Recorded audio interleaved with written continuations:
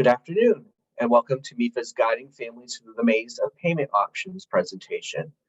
This is worth one PDP point. A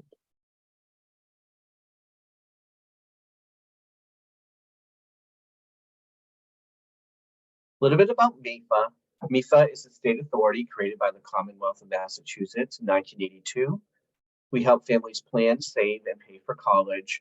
We offer a lot of free training for families, counselors, and financial aid administrators. You can find all of this training through the MIFA Institute on our website. We are your presenters today. My name is Sean Morrissey. I'm MIFA's Director of College Relations.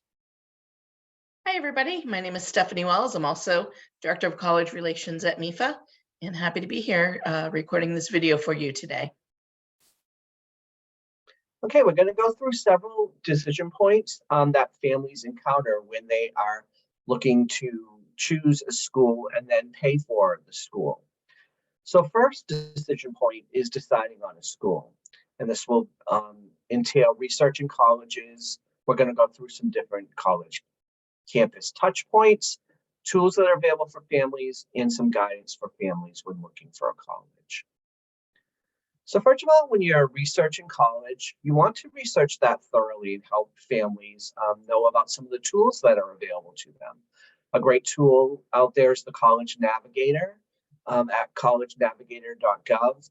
And this gives all kinds of information for families about the colleges that they're looking at. It will show them how selective these schools are for admissions, what their academic programs look like, and also what their costs are. So this one is a great place to start, and you'll see also the example over to the right is from the College Scorecard. And then if you go to collegescorecard.ed.gov, you'll see they have similar information there about each school. You should see they show graduation rate, annual average costs, median earnings after graduation. We have here University of Massachusetts Lowell as an example, but you can search nationwide for schools on the College Scorecard. Another source for families to find some information would be Big Future. Their website information is there. And again, these all have great information on academics, what you need to do to apply, and for paying for college. MIFA also has a great tool, it's MIFA Pathway, and students can sign up for a free MIFA Pathway membership, and they can do that online at mifapathway.org. And students can use this to explore their interests and talents, so they can see what fields they might be interested to study in college, what careers they might excel at based on their skills and talents. There's also some great information in there about guiding students through paying for college as well, and there's extensive lesson plans for educators as well in MIFA Pathway. This is all free for students to use, and they can go to mifapathway.org to sign up for it. Another great tool that families can use when they're looking at colleges is the net price calculator. Each school is required to have a net price calculator on their website readily available for families to access by federal regulations. And this tool, a family would put some information in there about themselves, their family size, some of information about their finances, and this will bring them through a calculation to show what they may be eligible for in federal and institutional aid at each school. And each school will have their own net price calculator. The net price calculator will vary in accuracy from school to school a little bit, but it gives families a rough estimate as to what their costs will be. A little caveat is because the federal calculation is changing a little bit this year based on FAFSA simplification. This year, the net price calculators might not be as accurate as they are normally in other years and will be in future years, because all of the information about the calculation with the new FAFSA simplification has not been revealed yet. So colleges have not been able to build up their net price calculators to reflect these new regulations yet. But it still should give families a real good ballpark figure of what their costs will be at each school. Because when families are looking at a school, they shouldn't look at what the sticker price is, what the total costs are for the school, but look at what their real costs might be, which is the net price after financial aid is calculated for their particular family circumstances.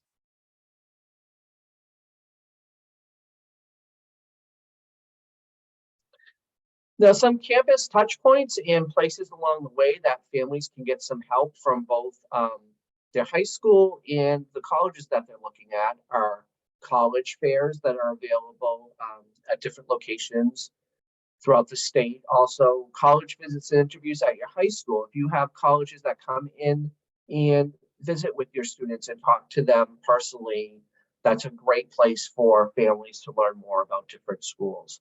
Different open house programs available at schools across the country where they bring students in who may be interested in their school. After the students are accepted, most schools hold accepted students days where they have the students onto campus, and there are representatives from all the different offices throughout the campus that students can speak to on that day to find out more information about their programs, about financial aid, about all the different options that are available at the school. The admissions office at each of the colleges is also a great source to reach out to if families have questions. There are financial aid programs that happen throughout junior and senior years on the high school levels. These are great points that you can speak to families and talk to them about all of these different tools that are available to them as well, so that they can get the information early enough so that they can plan for college and for paying college costs. And there's also something called FAFSA Days, and this is a partnership between MASFA, which is the Massachusetts Association of Federal Financial Aid Administrators, and MIFA. Then we partner to do free FAFSA Days September through February of each year, where we meet with families individually to help them fill out the FAFSA. These are free events that families can either attend in person or attend virtually in order to get help to fill out the FAFSA. And then there are additional tools that are helpful for families that you can share, you can link on your website. So first I'm going to demonstrate a great tool that I love utilizing with families. It's called MIFA's College Cost Calculator. It's right on our website. I've actually already filled in a calculator for time. So I'll just show you how it works.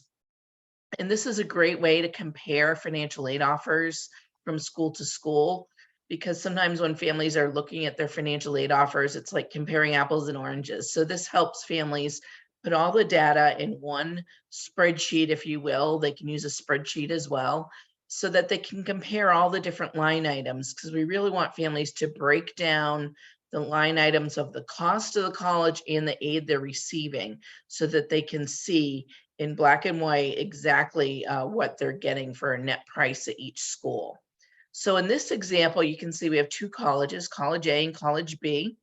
Now, College B, I will say that it is a college that meets 100% of need for families, which very few schools nationwide are able to do with their budgets. And so that's really important for students to know.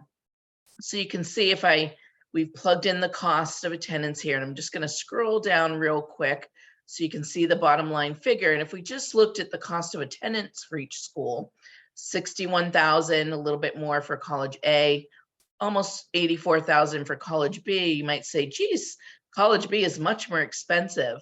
But really, families want to look at the different line items of that cost and the aid that they're receiving before making a decision. We don't want to just make a decision on price, but it is really critical to look at the finances. So health insurance is one line item that you may see, or families may see, on a financial aid offer. And here in Massachusetts, every student is required to be insured.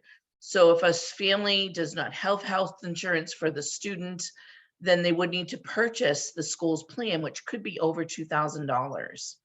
Now, if the student is insured, then they can waive this health insurance cost. So we put in 0 in this example. And then there might be other costs in addition to tuition and fees, which are billed costs from the college. Room and housing, food and housing can be,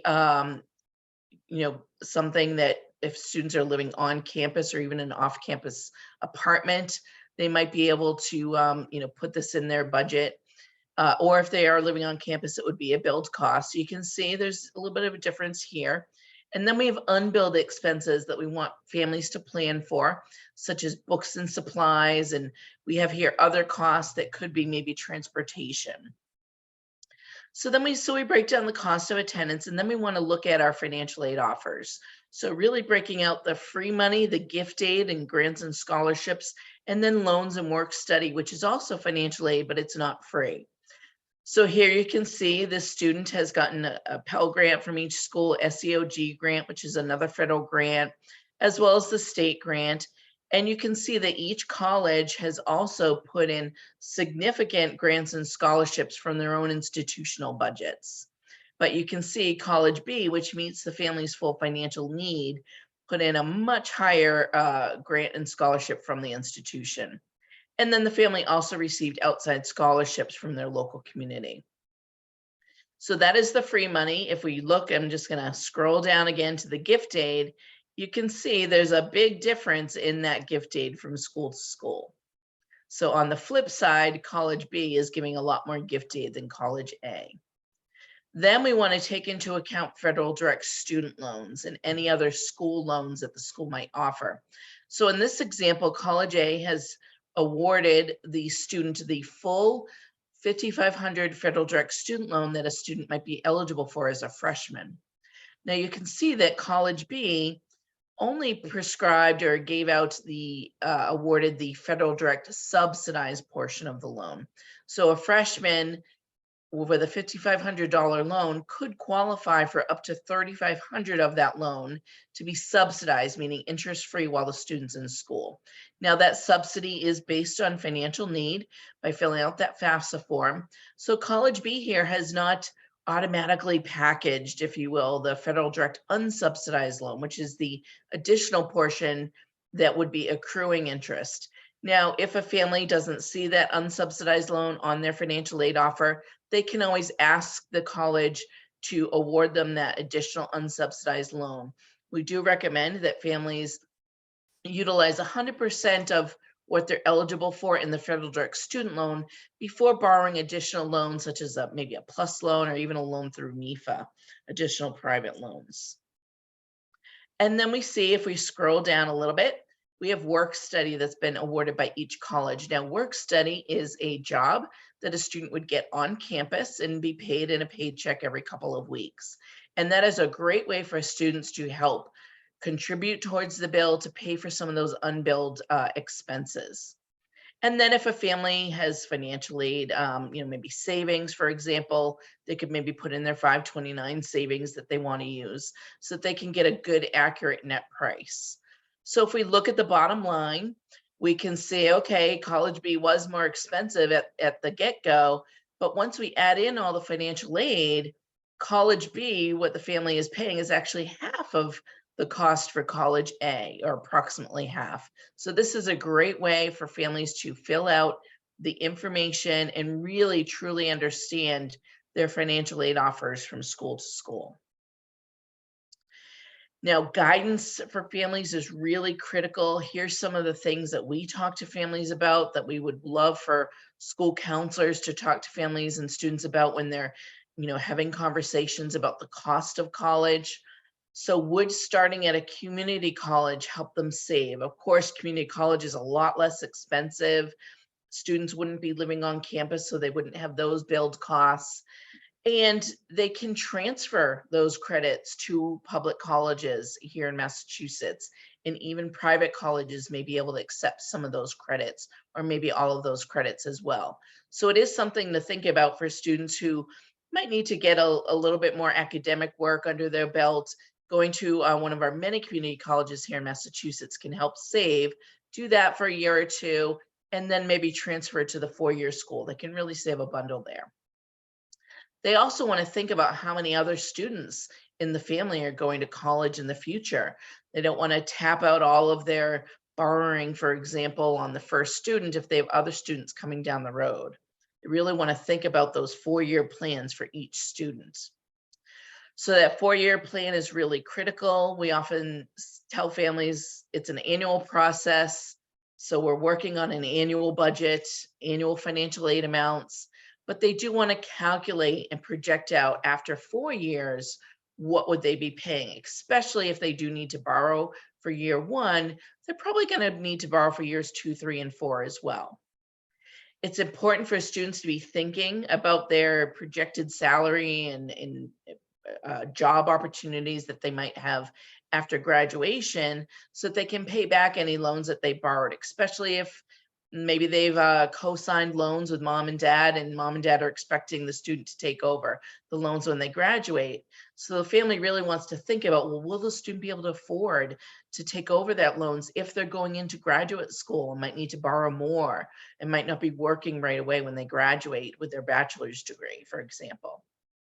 Graduate school typically requires more borrowing on the student's behalf. So families really want to weigh how much the student is really able to take on as far as borrowing goes.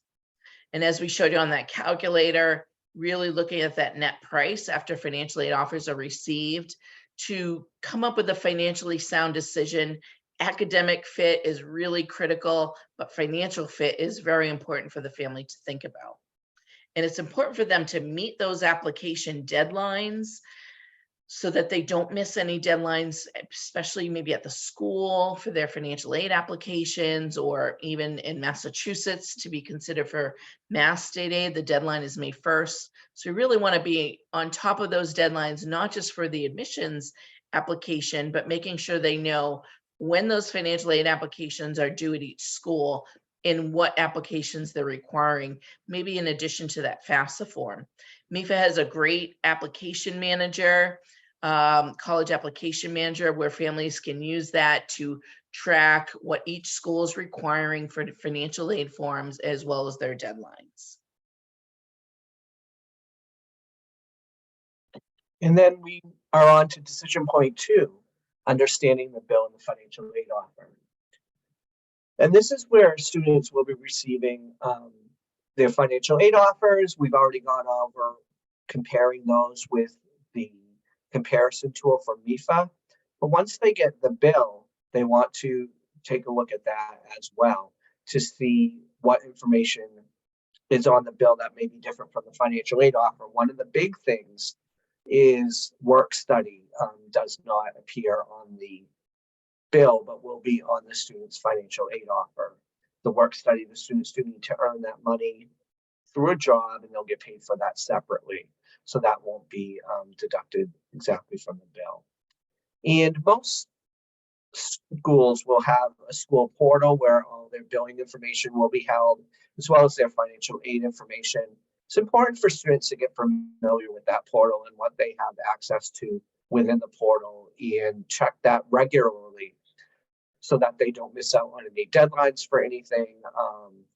If they have verification documents with financial aid that they have to fill out, that will often be on the portal. If billing deadlines can sometimes be on the portal as well. You don't want families to be waiting for a paper bill to come in the mail all the time when they may have that just available on the school portal. And we don't want a family to miss the deadline for paying the bill and not be able to go to school because they never were logged into that portal. So having familiarity with that school portal is really big for students. Also, students don't always understand the difference between a bursar's office, sometimes called the student accounts office, and the financial aid office. They all deal with money, paying for school. So the line can be a little blurry for students as to who does what. So the financial aid office is the one that's going to be awarding financial aid for them. And the bursar's office, the student accounts office, are the ones that are going to be collecting the bill. So they're the ones that you would pay for the school. And so trying to make students familiar with the role of the bursar student accounts office as opposed to the financial aid office. There are also loan fees that are on federal student loans and some private student loans as well that are deducted right from the proceeds of the loan. So if you're borrowing $1,000, that loan may come in for $990. And so that $10 of fees are just deducted right from the proceeds of the loan. So you may be expecting to deduct a whole $1,000 for that loan, but there's a $10 difference there that you have to account for when you're paying the bill. And sometimes that trips families up and they have a due balance on their loan, on their bill, that they're confused about because they think that the entire amount of the loan was deducted from the bill when there were loan fees that were coming out of that loan.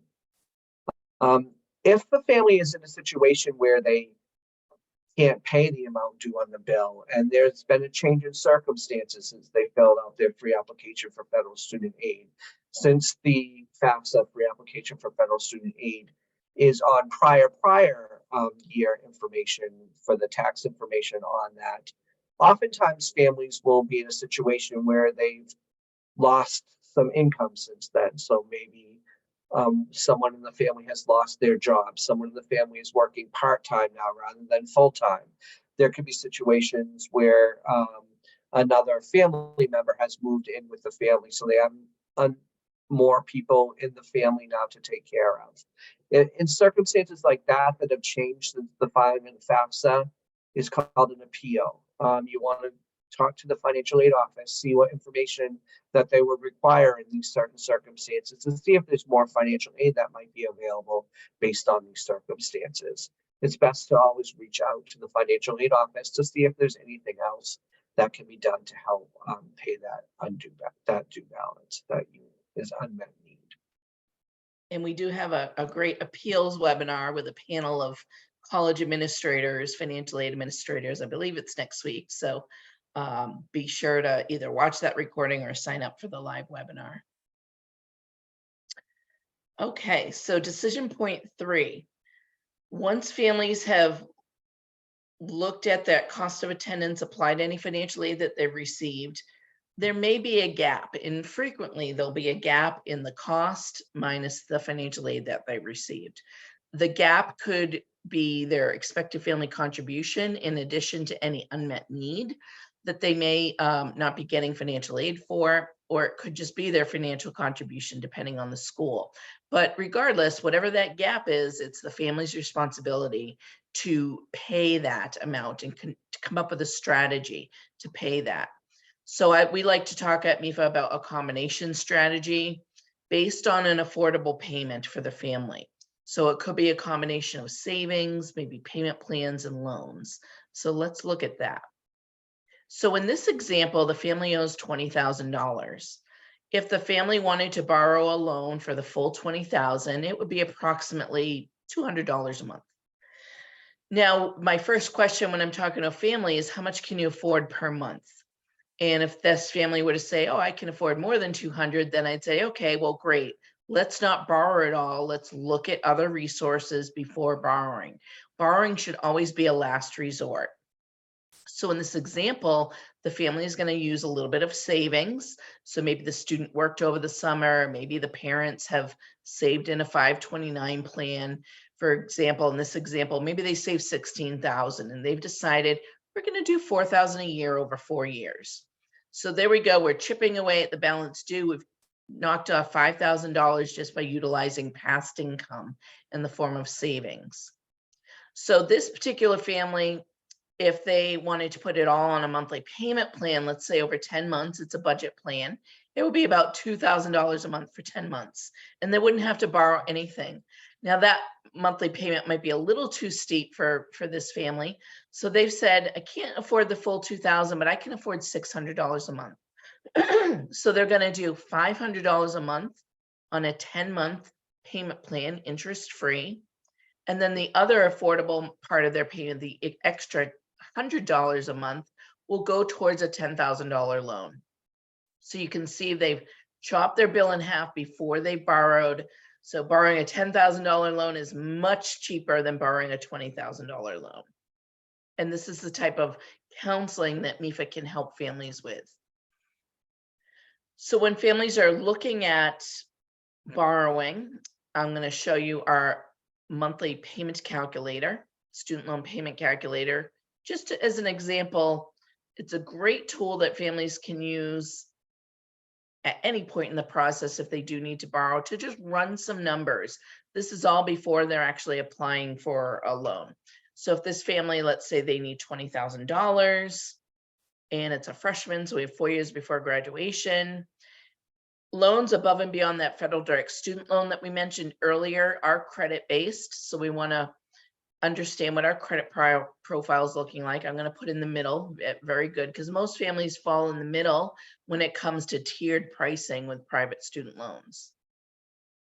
So if I calculate that, you can see that MIFA has 5 different repayment options that families can choose from. And the fourth line down in blue shows you what the interest rates are. So MIFA's rates are actually much lower than for-profit lenders out there in the business. We have very low rates comparatively, even lower than the Federal Plus loan. So you can see that if the family was borrowing the full $20,000, they wanted to start making payments up front, they're going to save over the life of that loan. So if we look at that total cost of the loan, the third row down, that's the full amount the family will pay if they make minimum payments for the full term of the loan. So that $20,000 loan can quickly jump up to, $36,000 if we look at the deferred payment option, for example. So families really need to think about the end result, the total cost before they actually borrow. They really want to plan out, as well as those monthly payments. So for example, if they did an immediate repayment at approximately $200, we'll just use round numbers here. Then they also want to think, okay, if I'm borrowing that first year, then I'm probably going to need to do this year's 2, 3, and 4. So $200 might seem reasonable, but can they afford $800 if they borrowed loans for each of the 4 years? So this is the type of counseling that we provide with for families where they can use these tools online before they actually borrow to make sure that they're creating a good financial plan that makes sense for their family. Now, I mentioned MIFA has, lower than average interest rates. And so this chart here shows an average state loan. So state authorities like MIFA, there are others in the country that have much lower rates than for-profit lenders, or even lower than the Federal Direct Plus loan. So you can see the rates here. MIFA's rates range from 4.89 to 6.99%. The Federal Direct Plus loan, you can see that rate is currently at 7.54%. So much higher than the state loans like MIFA. The APRs are listed. The Federal Plus loan does not disclose an APR. You can see that the state loans typically don't have any fees. MIFA doesn't charge any fees on their loan, but the Federal Direct Plus loan does have over a 4% fee, which would be deducted from the loan. So Sean was talking about earlier, the billing piece and what's going to show up on the bill. If a family borrowed a plus loan, they'd have to deduct that 4.22% fee. And whatever's left over, that's what's going to be applied to the bill. And then there are also cosigner requirements, responsibilities of cosigners that families will talk about in a minute. There are credit standards that they would need to meet. And then there's different loan periods and loan terms that families can choose from. So there are options, as you saw on the loan chart when we looked at MIFA's loan, and we have 5 different repayment options to choose from. Now, for most of these loans, students do need to be enrolled at least half time. For private loans, families don't need to file a FAFSA. They don't need to file a FAFSA for payment plans either. However, we always recommend that families fill out those financial aid forms, see what they're eligible for.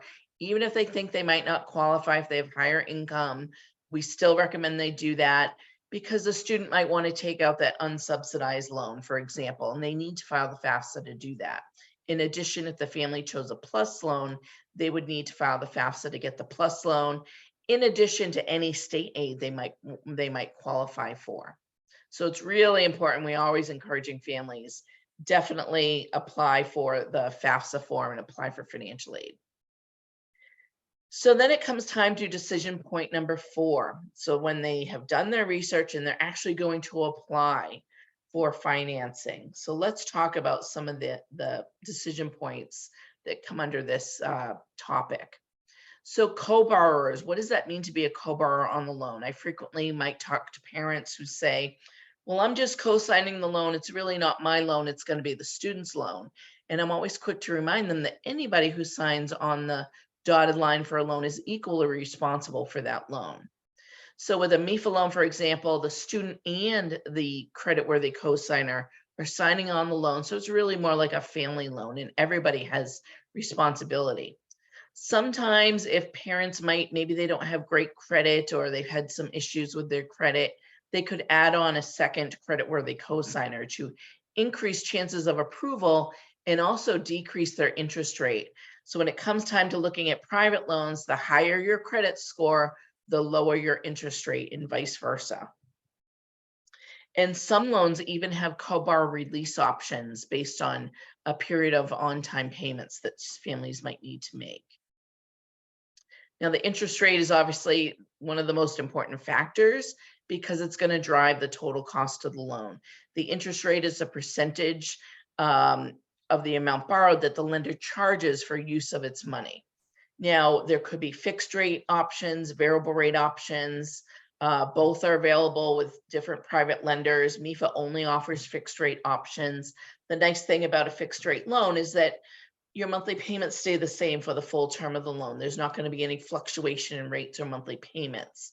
Sometimes when rates are really low, families might want to take advantage of a variable interest rate. This time of year or this time in our economy, the rates are a little bit higher. So those variable rates might not look as appealing, but they can be something that families could look at. If they are looking at variable rates, they really want to look at that cap on the interest rate. So how high can that interest rate go? And I'm going to show you a couple of disclosure statements that show the fine print that families need to look at. And as I mentioned, with tiered interest rate loans, this family's credit score is directly tied to the rate. So, and it also dictates whether the family will be approved.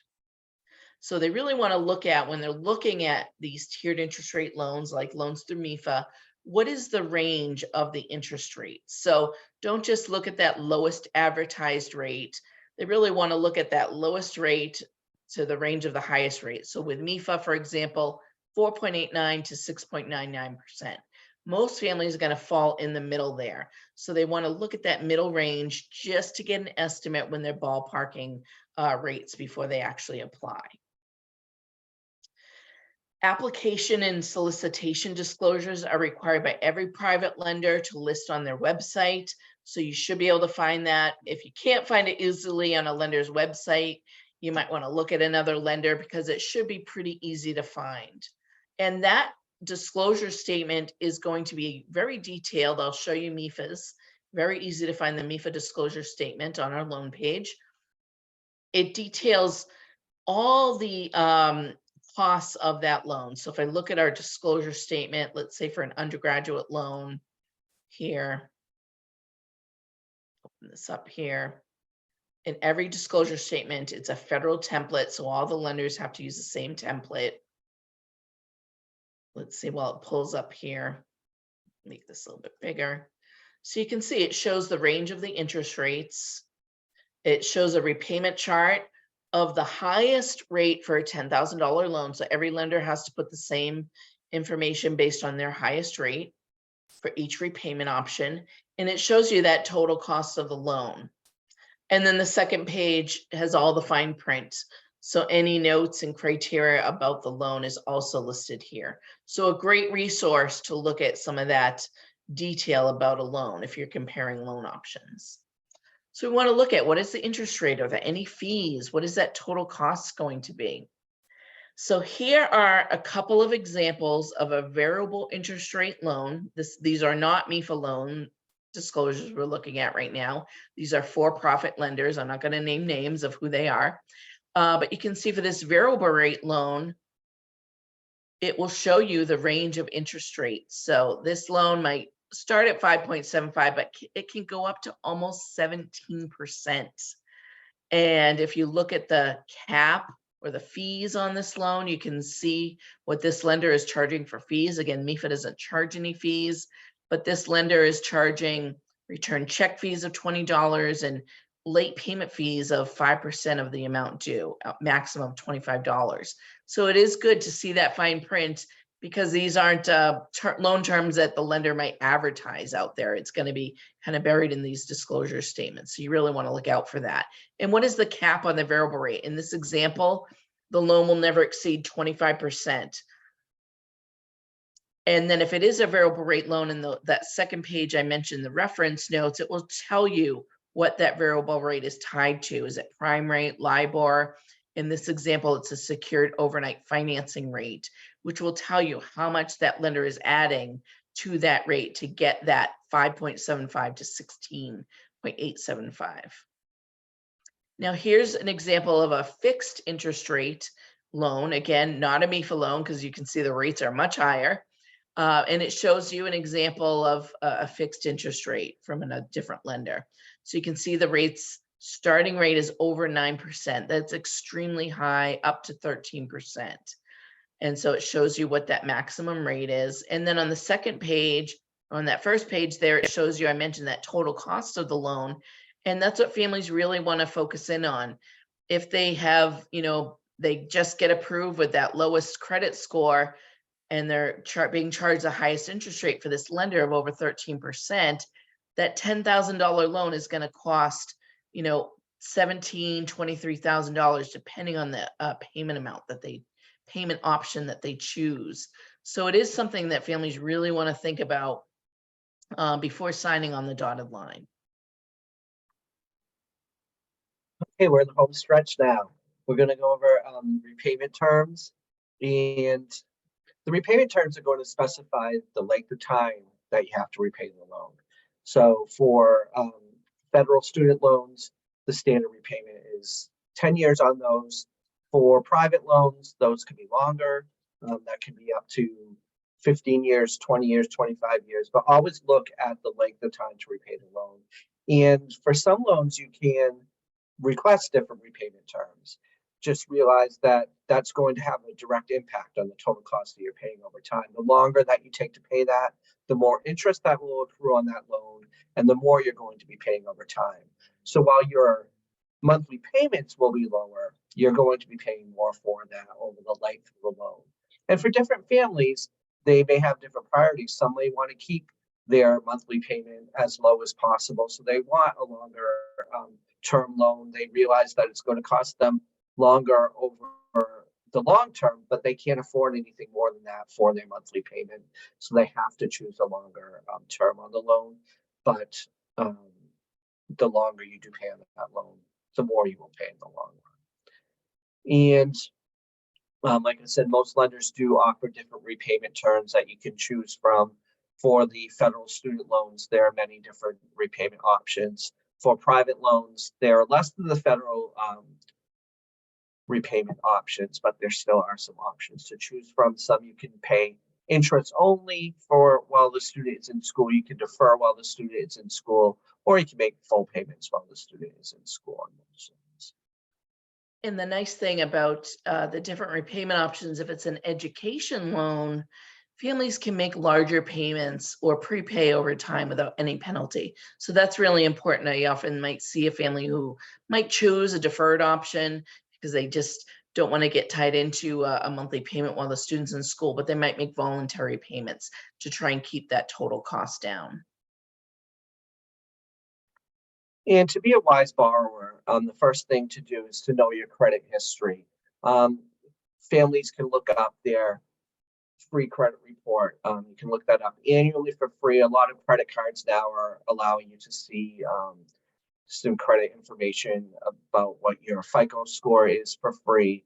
But you should check your credit history every year. Make sure that everything that's on there is accurate and up to date for you. If you see anything that's not your information on there, if someone has used your information to borrow something, if there's late payments on there that aren't correct, please contact the credit bureau and get that cleaned up before you start borrowing for a loan, so that you can get the best rate possible. Because again, when you're doing tiered rate student loans, the better your credit is, the better the rate will be on that loan. So you want to make sure you get all those problems taken care of before you start borrowing.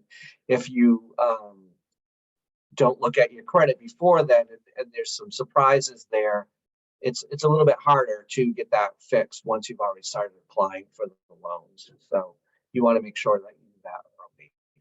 Also, borrow only what you need. Stephanie talked earlier about that combination plan. See what you can do to pull from other areas before you borrow. Talk to relatives, friends, have a graduation party, and maybe you can get some money through gifts there to help pay for college. So that you may not have to borrow as much for your first year with some of those gifts, so that you can keep that borrowing down and borrow only when you need to. Consider what that post-graduation monthly repayment is going to look like. Look at what that is. Compare that to what the income is going to be for the career that you're planning to go into. See if that lines up. If you're going into a career that has a low average salary, do you want to borrow a lot of money through private loans that is going to have a really large payment once you go into repayment post-graduation?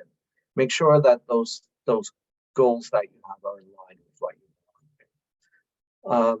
Consider starting salaries, employment rates. How difficult will it be for you to find a job in the field that you're studying in? Take those things on to consideration when you're trying to borrow. These are things that you should advise families on as well. And one thing that a lot of families aren't aware of is that when you are applying for student loans during a short period of time, all of those different credit inquiries within that period, is that 90 days, Stephanie? It's 45 days. 45 days. So the 45 days, if you try to apply for several different loans to see what those interest rates might be with different agencies, that's only going to put one hit onto your credit report. So your credit score won't go down potentially for many credit inquiries during that one period if you're only doing shopping for a student loan for that 45-day period. And finally, decision point number 5, what is your repayment going to look like? And make sure that the first thing to counsel families on is to make sure that they're making the payments when they have to make those payments, because that has impact on your credit and on future borrowing. If you do end up being delinquent on a student loan or becoming very delinquent on a student loan and going into default, then you won't be eligible for any future federal financial aid. So that has a big impact if you're planning on going on to grad school or planning to go to get a second bachelor's, anything like that. You want to make sure that families keep on track for their borrowing. For the federal student loans, there are a lot of different repayment programs. We're going to be having a webinar in the coming months on all of the different federal repayment options that there are. I think there are 5 or 6 different income-based repayment options. There's the standard repayment, which is 10 years. There's graduated repayment, which can go up to 25 years. There's extended that can go up to 25 years. And then with all of the different income-based repayment programs, which the payment is based on a percentage of your income, depending on which of these different options you enroll in, it becomes very confusing. So we're going to have a great webinar on that to hopefully take a little bit of the confusion out of that when families are going back into repayment after the payment pause ends this June or July. So that is a lot of help that we have for the federal benefits. There's also consolidation, where if you have different types of federal loans, federal student loans, you can consolidate those into one loan, and that can help students get certain benefits like public service loan forgiveness. Those are only available for federal direct loan holders. So if they have other types of federal loans like Perkins loans or older federal loans through the FFEL program, they can consolidate those together into a loan with their direct loans to make those eligible for different federal benefits. There's also refinancing where you can take any type of student loan and go to a new lender and refinance that loan. And you can put those all together into one new loan. And sometimes you can get a better interest rate on those loans than what you borrowed at initially. So if when you started your education, interest rates were really high, and 4 years later, when you graduate, the interest rates are much lower, that might be a good time to think about refinancing your student loans to get at a much lower interest. MIFA does offer a refi loan. There are a lot of other private lenders that offer that as well. We will caution that if you have federal loans, once you refinance that into a private loan, you're losing any of your federal benefits. So if there's any forgiveness that you might have available to you under federal loans, any of those income-based repayment programs, you would lose those benefits if you were to refinance that as a private loan, but you could possibly get a lower interest rate on those loans if you do that. Also, if you borrowed with a co-borrower, there are opportunities to release that co-borrower after graduation and made certain amount of payments. Each lender will have different factors that they'll look at to see when the co-borrower can be released, and then you could just put that into one person's name. And then you can connect with MIFA on social media. We have all of these different options. We're all over the place on social media. We also at mifa.org, you can look at all of the great information that we have. We were talking about different webinars that we have coming up that you can access at mifa.org to sign up for those to view them live. But we also have recordings of all of those as well on our website that you can view at your leisure if you're not able to make those live. Thank you for joining us this afternoon. Thank you. Have a great day.